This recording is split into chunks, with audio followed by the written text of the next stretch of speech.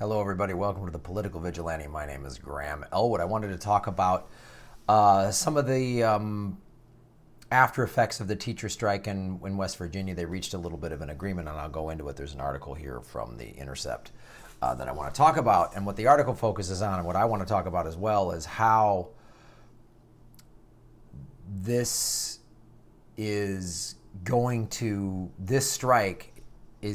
to potentially set the tone for progressives and workers' rights. So there's a Republican governor in West Virginia and a largely Republican state Senate, and the teachers union, signs that were held at a lot of these strikes were, we're going to remember in November.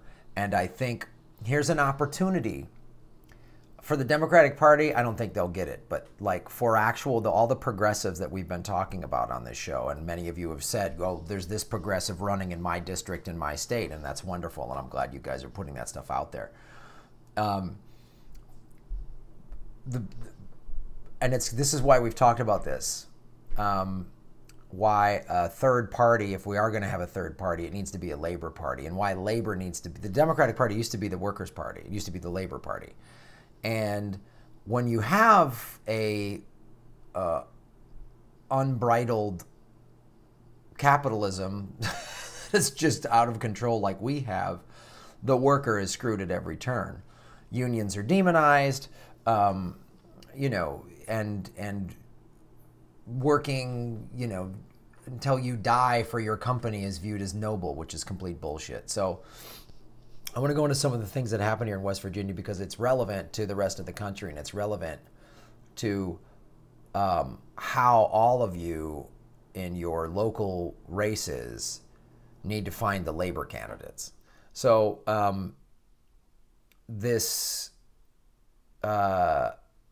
they interviewed this guy, Steve Buford, and he says he walked across the grounds of his car, and he said they're going to pay for this in November, he muttered. A deal had just been announced. School employees like Buford were told they would be getting a 5% raise and a temporary freeze on their health care costs. But the state Senate balked, and the teachers remained on strike for another week before the raise was approved. Nonetheless, school employees like Buford, 61, a coal miner turned electric technician at Riverside High School in Bell, West Virginia, may end their strike this week, but they are not satisfied.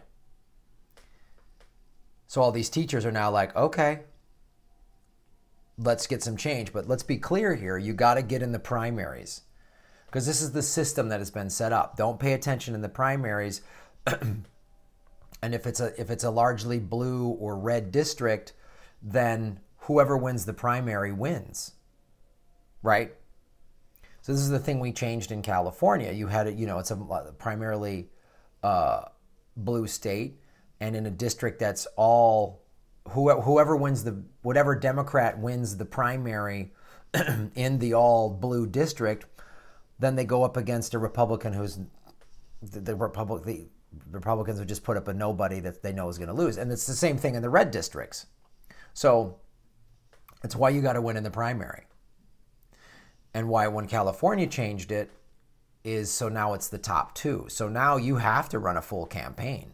You have to actually campaign. You can't just say, oh, I'm not that party and win. So it's significant because the fact that the politicians that are in power don't care about their constituents. And it's going to take this type of activism. I've talked about this a lot. Chris Hedges talks about this in Death of the Liberal Class and in many of his other books and interviews. This type of peaceful resistance, a wholesale strike, is the only way to affect change, and then vote people out. And more people are paying attention. So 2018 is the most significant year. It's far more significant than 2020. Because if a bunch of progressives get into all over the country, state Senate seats, federal seats, this is where then a groundswell of progressive politicians can really kind of overtake the government. So they're always saying in West Virginia, we will remember in November. An agreement reached last Thursday between teacher union reps and Justice because hold on, the Republican governor is Jim Justice and a GOP held state legislator for meager teacher pay and striking benefits. Signs read, "We will remember in November," were a common sight. So the agreement was reached last Thursday between the teachers union and the governor Justice that would have sent teachers back to the classroom with slightly better pay and rejected by striking rank and file a day later. And school workers in all 55 counties returned to the Capitol and picket lines Thursday morning demanding more. Amid the unrest, the appeal of progressive Democrats in this conservative state has surged among public sector workers and supporters of the state's beleaguered labor movement. It's like, remember, when, after the election, when Trump won and Bernie went to West Virginia and did that town hall, and all these coal miners were like, wow, who knew a guy like you, a Democrat from, or a liberal from, Vermont, he's independent, would care about us. This is the opportunity that the Democratic Party, if it wasn't so beholden to the corporate money, could just, the Democratic Party would never lose. If it just shunned the corporate donations and said, we're going to go back to being the party of the people, they wouldn't lose. They wouldn't lose. And they would expose the Republican Party for just being greedy, but the Democrats are greedy. They're no different, but they have an opportunity here, and they're probably, I don't know. I don't see the whole party pulling its head out of its ass. But independent progressives running, people like Sam Ronan, who's running as a progressive Republican, to get actual workers' rights and get things changed. Like there's a distinct opportunity here. West Virginia have been a pretty red state for a long time. No one exemplifies a surge more than State Senator Richard Ojeda, a staunch progressive. Ojeda is a retired Army major from Logan County in the heart of West Virginia coal country. He supports decriminalizing and taxing marijuana to fund public works. Wow. Has called for sustainable energy and supports a path to citizenship for dreamers. Ojeda talks fast, supports a military-type crew cut, and is a powerhouse orator. This is what we need, man. Last Tuesday, he took to the Capitol steps with a megaphone in hand. Just then, a barge pushing coal down the nearby Kahanwa River blasted its horn in support of the mass of striking teachers. The crowd erupted. That's the thing, too.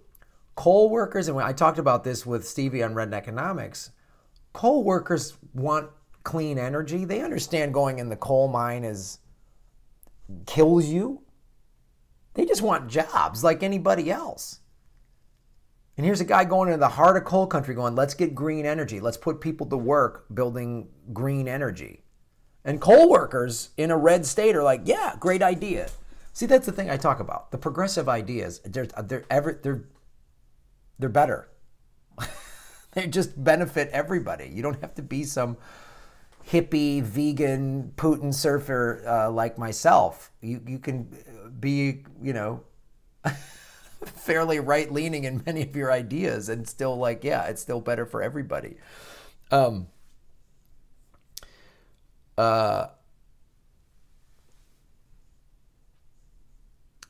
Ojeda is onto something. In interviews with The Intercept, registered West Virginia Republicans and independents describe the local GOP as out of step with their values and disdainful of their needs.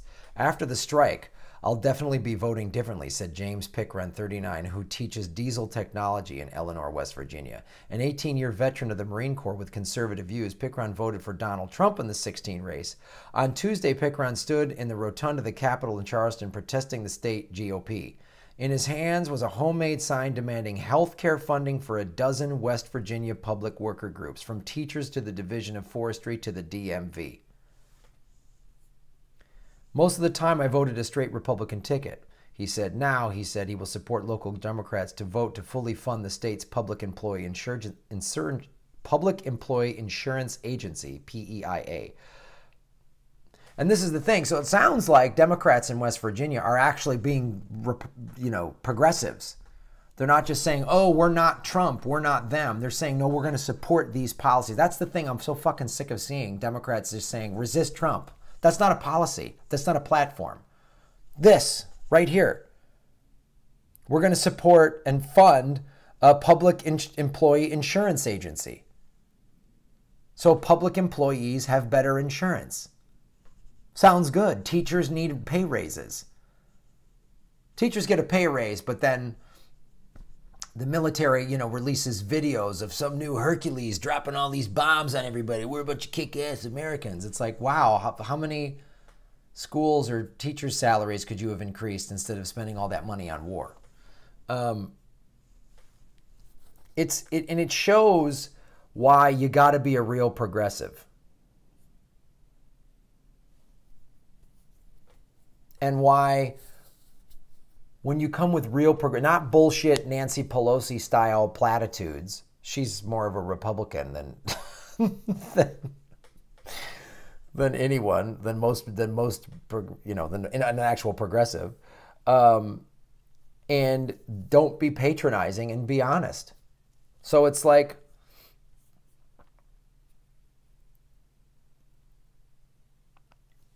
and the Democratic Party hasn't been representing the people for a long time. They've just been representing corporations. And they'll pass a little environmental legislation here, or a little social issue here, little things like that. But for the most part, they're just, as Ralph Nader says, the difference between the Republicans and the Democrats is the speed with which they drop to their knees for their corporate benefactors. So you get real progressives in here, we could get real change. So this is a really long, in-depth article. I would suggest reading it, and I'm sure I'll be talking about this more. I'm going to be interviewing Redneckonomics soon, get some more updates from West Virginia. But this is how change can happen. Everybody getting involved and everybody not acquiescing to the lesser of two evils bullshit mentality. No, get real people in there and affect real change that workers' rights, right? You give these people jobs and better health care and better pay benefits and all this stuff, they'll listen to more. If they're typically socially conservative in their viewpoints, they might be open to some. They might be. If you just tell them, oh, you're dumb, you're right-wing, you're stupid, you're a redneck, and we're college-educated liberals in big cities, so we're better than you, then they're going to say, go fuck yourself and vote for Donald Trump, which is what they did. So, yeah. So it's an important year, 2018. All these little local races, pay attention to them and get behind the actual progressives. Don't get behind fake, like, corporate Democrats like Doug Jones, who just barely beat a pedophile in Alabama, and we're all supposed to be doing backflips. Yay, big win for the Democrats. Like, Jesus. He's a sellout that's trying to overturn Dodd-Frank. So, thanks for watching the show, you guys. Go to the Patreon. Support the show, like and subscribe, push out the videos, put them on your social media. Any way you promote the show is great, and it helps, and I appreciate it. Thank you.